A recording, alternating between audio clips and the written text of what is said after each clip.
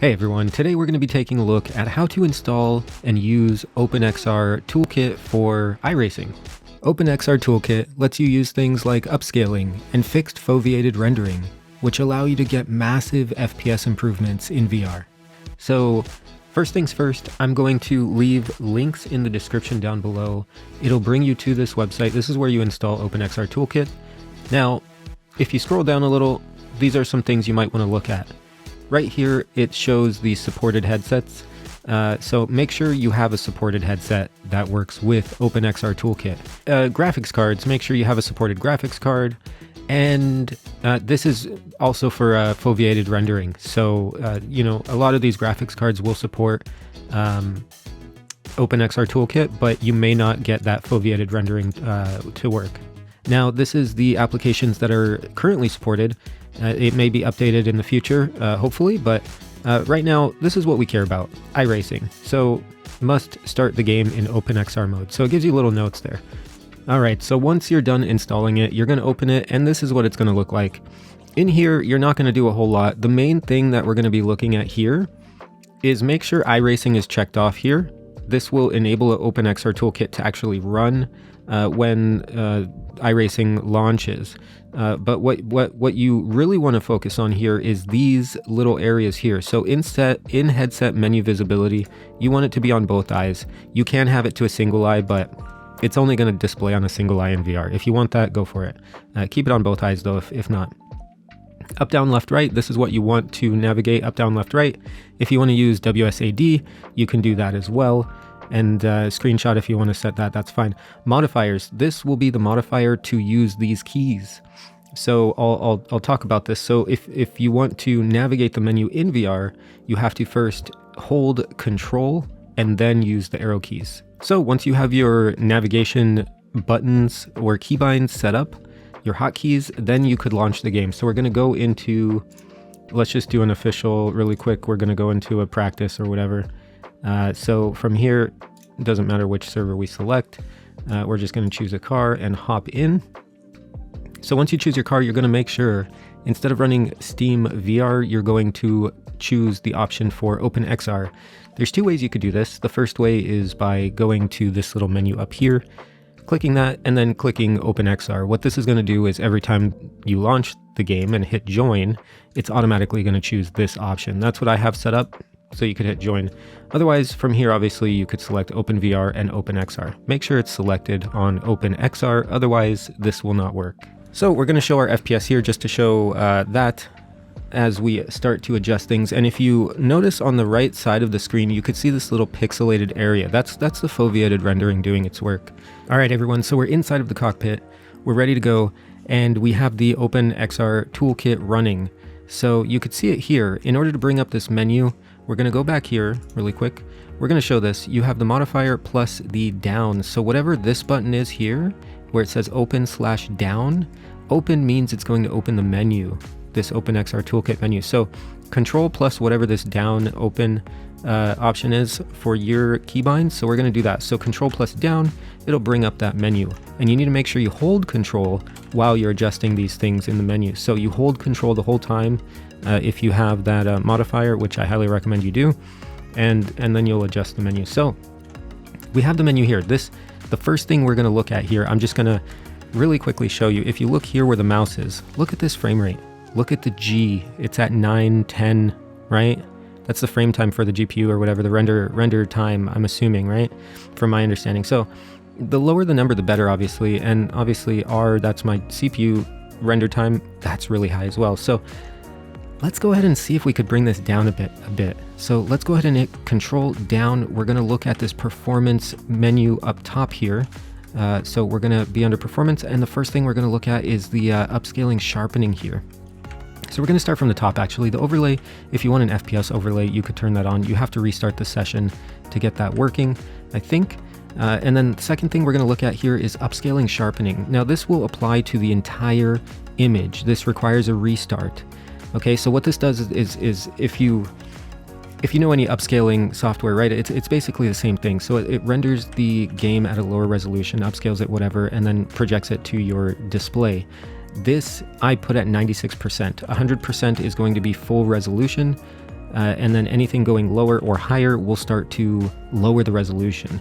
So you could see 99% is the same as 100%. You could either go up or down. I don't know why it's like this. It's a little confusing, but I just go down. So go down in value. So 90% would be 90% of 100%. 90% of everything you have. So 100% would be the native resolution that you would start with. This would be equivalent of having this off, okay? Once you turn this on, you have to start moving this percentage. If it's at 100%, it's ineffective.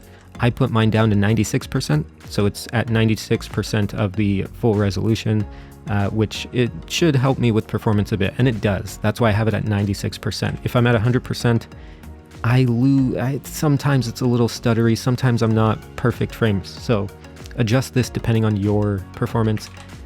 You might get away with it being off. So try it with off first, okay? That's what I would recommend.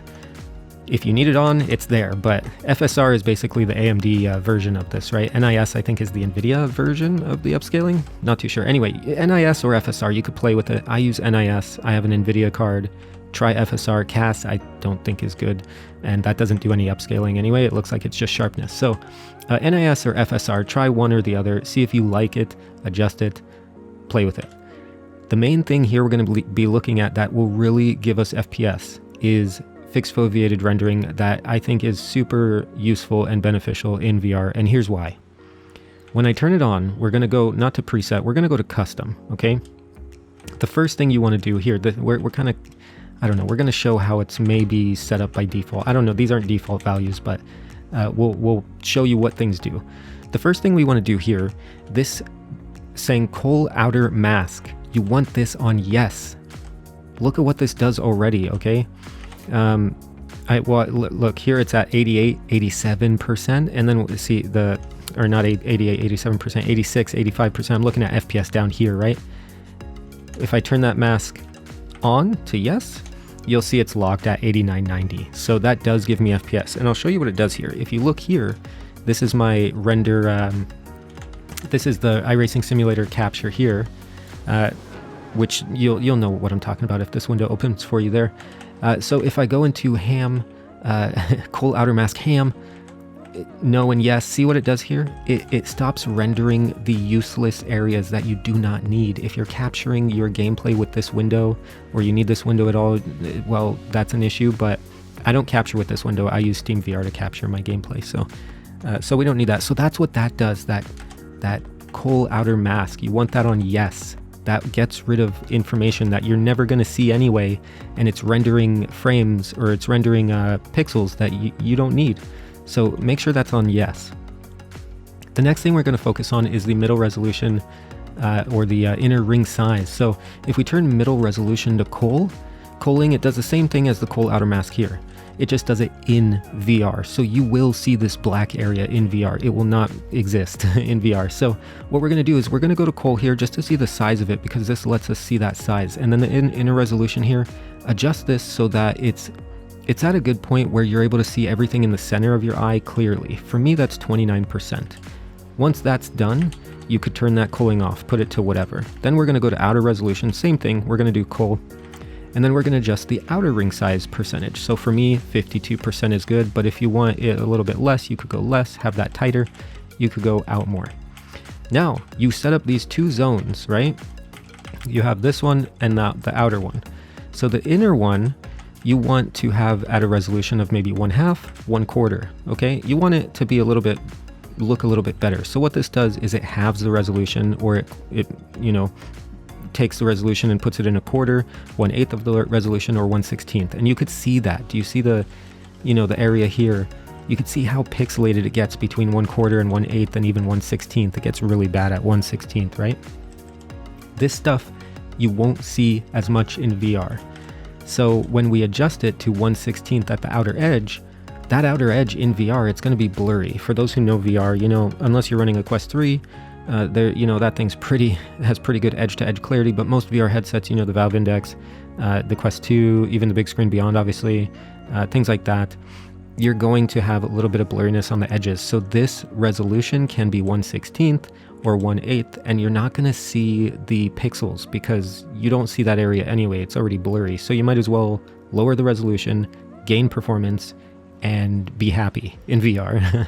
So highly recommend that. That's pretty much it. That's it. This is the end of the tutorial. So I highly recommend this for those who have not set up OVR Toolkit and maybe desire a few more frames. This will 100% get you there.